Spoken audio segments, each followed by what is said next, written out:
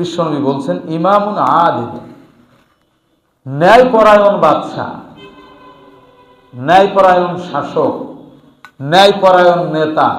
আপনি যেটাই বলেন, ইমাম মানে নেতা, ইমাম মানে বাদশাহ, ইমাম মানে শাসক।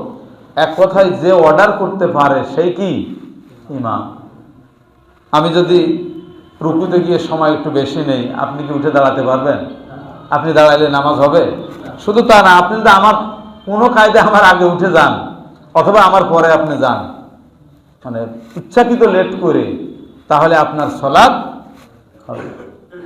ইমাম তো ইমামই, ইমাম হচ্ছেন কমান্ডার ইন চিফ। এখন কমান্ডার ইন চিফের কমান্ড যদি আপনি ফলো না করেন, অর্ডার যদি ফলো না করেন, তাহলে আপনি মুখে যতই বলেন ইক্তেদাই তু বিহাজাল ইমাম, কিন্তু ইমামকে আপনি মানলেন না, তাহলে হবে কি জানেন? ইক্তেদাই তু ভেজাল ইমাম। বিহাজাল হবে না, হবে ভেজাল ইমাম।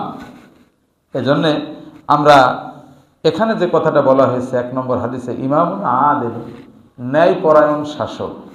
এই ন্যায়পরায়ণ শাসকের কথায় আমি যে আয়াতটা তেলাওয়াত করেছি তার দলিল হচ্ছে এই, আল্লাহ তাআলা বলছেন ইন্নাল্লাহা ইয়া'মুরু বিল আদল। আদল এটা হচ্ছে ফাইলের সিগা।